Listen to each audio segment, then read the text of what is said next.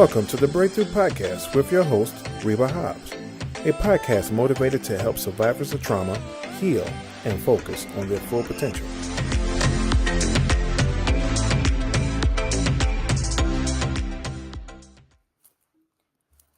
Welcome back to another edition of the Breakthrough Podcast. And I am Reba.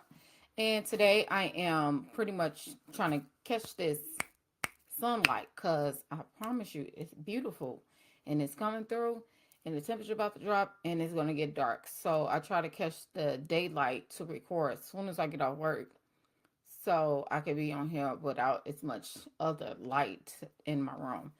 So with that being said, yes, welcome back to another edition of the Breakthrough Podcast. I am your host, Reba. And today I am pretty much getting right off work, jumping on here. And today I am taking my kids to Bible class, so I got to hurry up and record. And because today is Wednesday and my kids love going to church. And they get mad at me when they don't go to church. So I hope your holiday went well. I hope you guys enjoyed the last episode of me. Thankfulness of it was Thanksgiving when I recorded. So that was pretty much last week. And so I hope your holiday went well. I hope, this season is joyful for you guys. It has been an adjustment and a transition for me. And I am really, really happy and trying to pretty much adjust to a lot of different stuff that's happening in my life. So with that being said, I just want to come on here and talk about adjustments. So we're just going to jump right into the podcast. So over the last few weeks, I have been transitioning, and I've been doing some different things that I want to pretty much do for the new year. Things I want to do with my kids, things I want to for my health, for myself, for my mental awareness. Now, when I say mental awareness, a lot of people have to remember that mental awareness is anything that could be spiritual, physical, because all this has to do with your mental. And it also has to do with people around you. This is a big one. And this is what I want to help people with. This is a really, really big one. Your mental health has to do with a lot of people that you got around in your circle. And over a few, probably weeks, I've been realizing a lot of things. I don't know what it is God doing with me with friends, but every year around this time, I do a whole little redevelopment of friendships, and I think because I'm getting older, and next week I'll be 41. So, praise God to me making it to 41. Now, the guy have me here. Thank God if he's going to have me here. I'm praising him ahead of time. But I'll be 41 next week. But what I'm realizing is I don't want to deal with the same things that I dealt with a year ago, 2 years ago, 5 years ago. And I think we all deal with that as we getting older. We start realizing that I choose my peace. You choose the people you want to be around. You choose the love you want to have. Love is a choice. I always tell people that. But also, what's a choice? What also is a choice? You choosing the people that you have around you. I think a lot of times we think that when we have friends, that we have to have these people in our lives. Now, I have spoke on my podcast a lot of times about friendships changing. I have spoke on my podcast a lot of times about how sometimes we make friendships that's supposed to be a season, lifetime friendships. And a lot of people don't like hearing that, but it's the truth. Sometimes people are in our lives for that season for we to transition, to adjust. And this is what this is about. This podcast is about adjusting. And so sometimes we make people permanent that's supposed to have been temporary in our lives. And so we end up the ones, and I've done it in the past, end up the ones getting hurt. We end up the ones being hurt because we I thought that they supposed to be in my life forever. I thought they, supposed to be my best friend, my ex-boo cone. We use that word friendship too fluently, lightly. And we talk about friends like it's just easy just to get another one. Now, I'm the type of friend that it's hard to lose me. I love hard, but if you lose me, you gonna know you lost me. Only because, and I'll say that because, and that's even as a spouse or a mate. When I in the past, I feel like, and I still feel like I'm valuable. I'm valuable to be in your life. You're valuable to be in my life. And if I don't find value in you, then why are we even friends? Okay. I also noticed that friendships change. People that you call your best friends, that it's like what you require when you was younger is not the same thing. And friendships change. And it start for me, I'm gonna talk from my experience. For me, a lot of things are changing for me because spiritually I'm a woman of God. So first things first, my spiritual life comes first. So my relationship with God, it's more important to me than anything. So I'm at the point in my life where I want the same people around me, not saying exactly like me, but kind of around me that we in our word together. We're praying for each other. If I'm going through something, you going through something, we know that we can go to the word. You can pour into me, I can pour into you. I don't need the friendships that we're just gossiping or talking about a situation or making the situation worse. I don't like stuff like that. Only because I've learned that that's re-abusing. We talked about that before. Also, I want to be strong enough where I'm not the only strong friend. And over the years, God has showed me to bring people in my life that I'm not the only strong friend, that I need people to uplift me the same way I need to be uplifted, or they need to be uplifted, right? So I think transitioning and adjusting to a lot of stuff, you have to put people in the right places or you're going to get your feelings hurt. And that's just the truth. I have been more hurt by friendships than relationships in all the years since high school. I've been hurt more about friendships than relationships. And that's because I just accepted people for who they were. And I think a lot of times people don't accept your change when you're not the same person. I think a lot of people, because I talk about my anger issues or anger I had and everything else because I'm still transitioning out of learning and adjusting and relearning myself and every year I do this thing with my birthday. I do everybody's birthdays around me, but what did you learn? What do you want to do change? What do you want to do differently? And so I do a thing of readjusting who I am and saying, okay, I didn't like that about myself. And certain things might still come up. That don't mean that I'm perfect.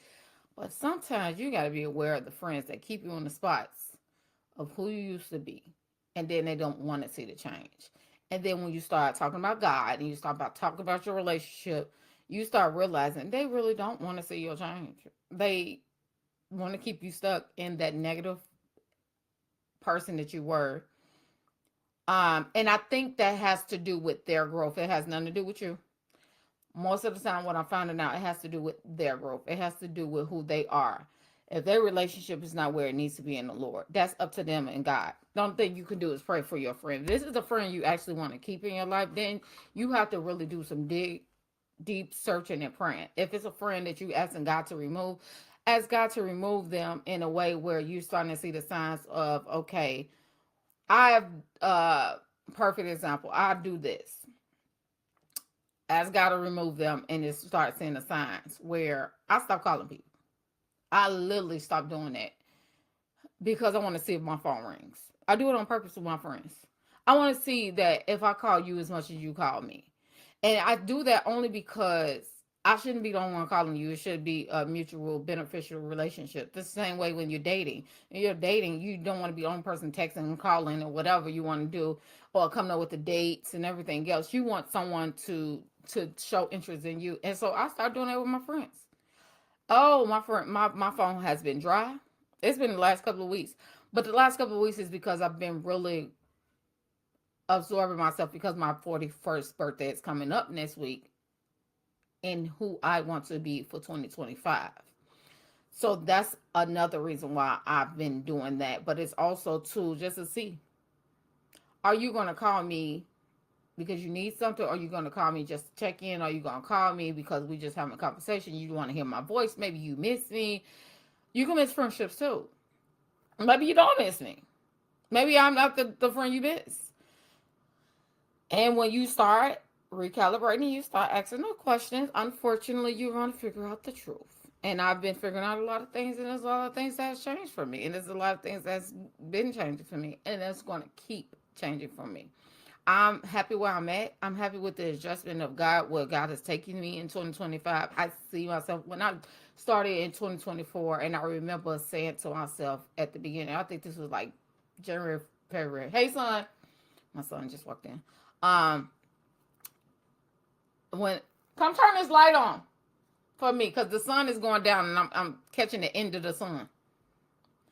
When I started seeing myself adjusting to the woman that I actually desired myself to be, I remember at the beginning of January, February this year, I remember talking to William and saying, oh my God, I'm actually the woman that I was actually desiring myself to be. And it was so funny because it was like an epiphany to me on where I was. It had nothing to do with, and what I thought was it had to do with money, and it wasn't. And if you go back to a podcast, I at the beginning of this year, I did a podcast on it. So I'm not gonna go deep diving into it right now, but I told him, I remember telling him that I see myself being something that I'm actually there now. And so now the kind of person I am, I gotta go to the next level. Okay, what else God got for me? What else do I have to do?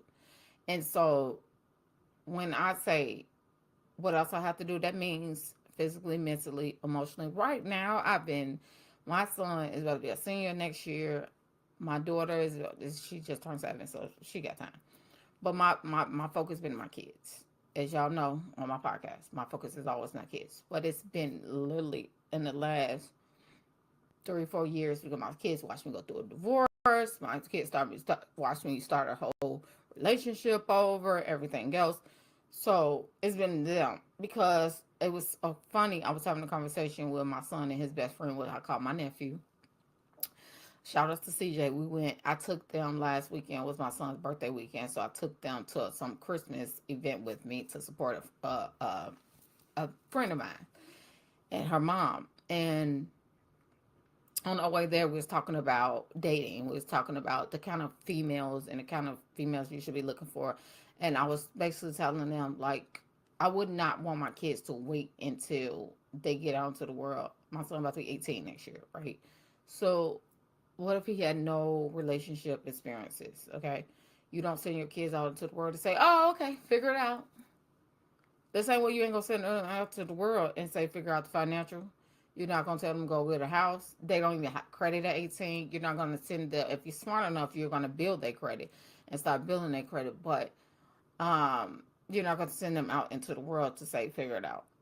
What you're going to do for your children, you're going to help them become better. You're going to help them become wiser. You're actually going to help them say, okay, don't do the same things I did. Don't make the same mistakes I made. Okay, this is what mommy did. Mommy did this wrong. If you are a parent that do that. Now, everybody parent differently. But me, I have been through too much in my life before I was even 40.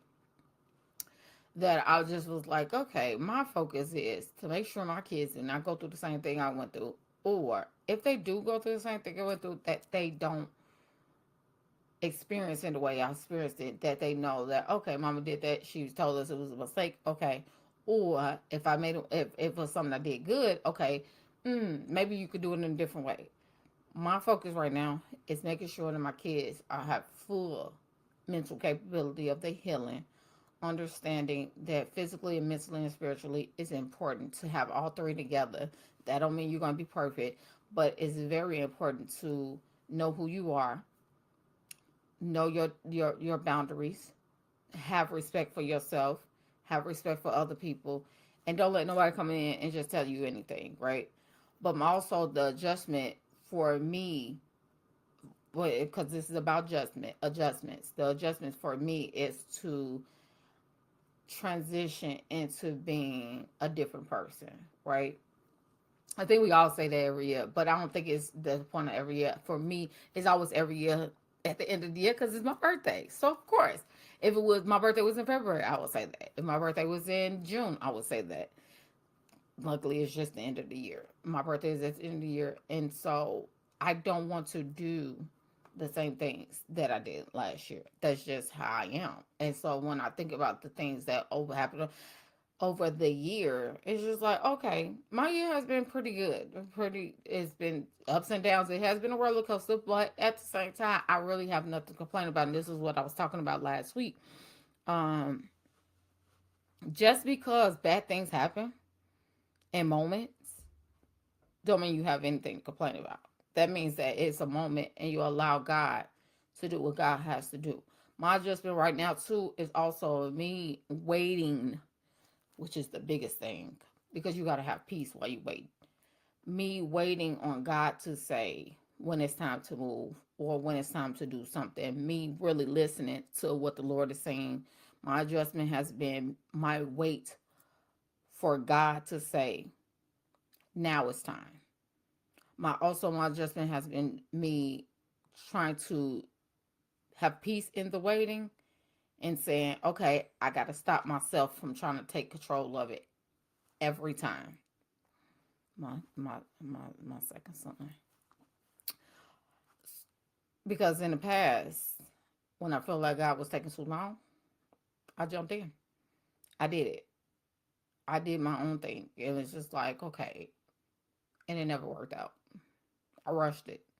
Or this is something I've been dealing with and God's been revealing to me.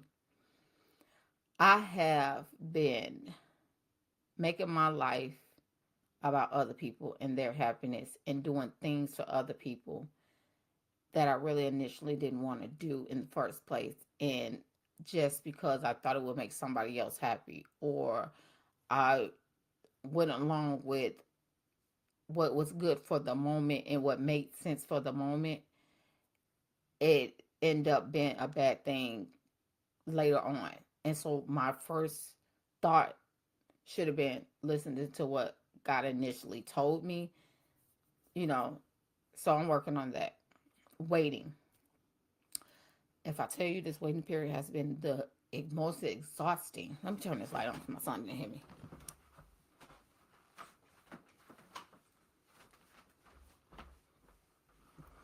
This waiting period has been the most exhausting time.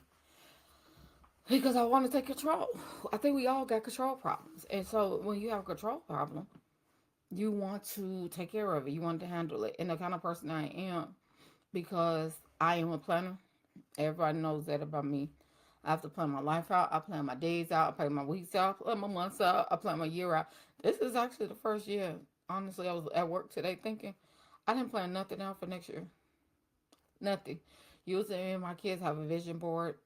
I usually give them a vision board party by the end of the year when they come home they usually come home January 1st, January 2nd around their dads.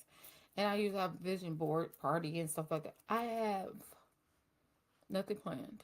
Because I realize even if I do that, I can still have a vision. Because I do believe in writing a vision and making it plain. Now, that's not what I'm talking about. I do believe in still believing that because I still journal and I still write out my thoughts and my feelings and my prayers. But what I'm saying is the vision of, oh, I want to do this and I want to do that. None of that.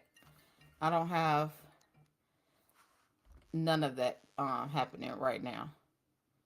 Hold on. Because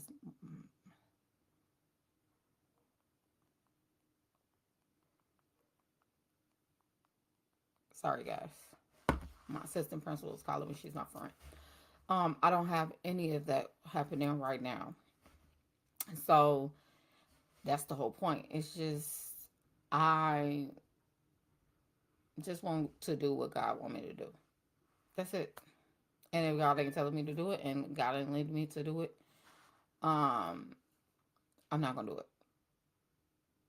Everything I've been praying about and everything I've been writing down either I write it down in my journal, I go in my prayer closet, it's notes in my prayer closet, or it's in my phone and notes. I've been praying about it. I've been praying about my desires. Yes, because that's writing down the vision, making it plain. But if it ain't God's will, then it's not gonna happen. And so I've been really, really lately standing on that, and that's my adjustment. My adjustment right now for me is just to really stay patient in the waiting, which has been not easy. because there's a lot of things I need answers on. There's a lot of things I need prayer about. There's a lot of things I need answers, and I can't do nothing but wait. And I'm telling you this because adjusting doesn't mean. I looked up the definition of adjusting, and I'm gonna tell you what it means before I tell you it don't means what it don't mean. It's a change to improve something, a small or large change made to of an object, plan, or idea to make it work better, fit, more suitable. For example, you may adjust a recipe or a pair of jeans. The process of adapting to environment conditions. Um, so adjustment is a correction or a modification. Okay. So that means that it's a adjustment of change. Anything that you changing, not necessarily not gonna feel good. Change doesn't feel good. Okay. So when there's a change, there's an adjustment that has to happen. The same way when you lose weight, that's a change. So there's an adjustment that has to happen. All the fat and everything else that's on your body has to turn into muscle. It's an adjustment. If you change around your environment, you change your environment around, that's an adjustment. If you change that you used to didn't be in your word, like I have my Bible right here, but you used to didn't be in your word, but now you're in your word all the time, that's an adjustment.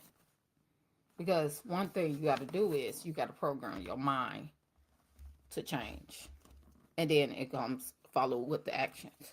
One of the other adjustments I've been doing this phone, see, it's been clicking since I got off work.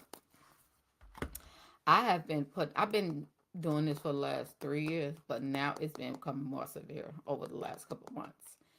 I've been putting a lot of adjustments and boundaries on this phone. My brother is the only person that he. My brother lives in Japan, so that the adjustment of him is different. My phone usually stays on silent. It's not now, but it stays on silent after 6 p.m. I start adjusting to not even looking at my phone, not even coming in the house. I'm looking at it because it's right here. But if I got the Apple Watch now, if I see it, then it is what it is. It was so funny because over the weekend, I put something I used to put on my son's phone. I put it on my phone. I put a time code stamp. Like after 10 o'clock to 7 a.m., my phone is shut down, meaning that I can't get on the apps. I literally have to use the code for the apps. I did that for myself. I remember doing this for my son because my son always getting on his phone and don't be doing his homework in the past. But I did it for myself because it gave me an adjustment that I always grab the phone. I'm always on social media, whatever. Now it's actually been helping me read my Bible more. It actually been helping me read books more because I love books. Um, it's been helping me just sit in the process of thinking and just sitting and think. Like last night, I came in my room and I just sat there and I just was thinking. And sometimes thinking is just absorbing. Sometimes that's the best time I can hear from the Lord. I'm a dreamer, so God talks to me in my dreams. It's been a lot of dreams He's been giving me lately. But besides that, just adjusting to thinking, not looking at this phone because it ain't doing nothing. Coming home, watching Christmas movies just because I just want to sit there and watch Christmas movies because it makes me happy. Coming home, just sitting on the couch. Maybe I want to watch yesterday. I came home. I didn't do Christmas movies. I think I did Christmas the day before yesterday. I did The Word. I watch a pastor all the time. I turned on The Word. Adjusting, meaning that ain't what I do all the time, but that's then what I do consecutively for the last couple of weeks because I want to absorb my brain with the right stuff and not the wrong stuff. There's a lot of friendships in my life right now that is adjustments that I'm moving people where they need to go, and I have no problem with it. I actually like what I'm doing right now because it's actually making me focus on my kids, what I want, and focus on me more, and focus on what I actually need and desire. My healing, my mental, my physical. I lost so much weight in the last couple of months, and I'm really happy about it. And my emotional. Sometimes our emotional is what makes us wired the way we have grown up. We don't communicate right. We don't emotionally communicate right. We think that not communicating is healthy, and it's not. It's just that it's over communicate. It's just that it's not communicating correctly. I found out, doing some work on myself, emotionally communicate, over communicating this trauma. I was apologizing this trauma. And a lot of people think, oh, apologizing. Oh my God. People should apologize. Yeah, people should apologize with change behavior, but over apologizing this trauma. Um, so those are the things I'm talking about with adjustment. I just think that everybody should self-evaluate themselves around the end of the year. And it's not about a job. It's not about income. It's not about money. It's not about that. It's about, who do you see yourself being? Do you want to be the same person? That's fine. If you want to be the same person and it's fine with you, that's cool. Or you want to strive for better. I'm a goal oriented person, so I have goals planned out for literally 5 years from now. I haven't gone all the way to 10. I say 7. But yeah, at least 5 years from now. If it aligns with God and what God wants me to do. If it don't, then I'm cool with that. But I said all that to say, in this season of transitioning, adjustment, and reconditioning your mind, always, always put yourself first. Always check with God and make sure He is the center of every decision you make. With that being said, I'll see you guys next week on the Breakthrough Podcast. Thank you for joining me. Bye.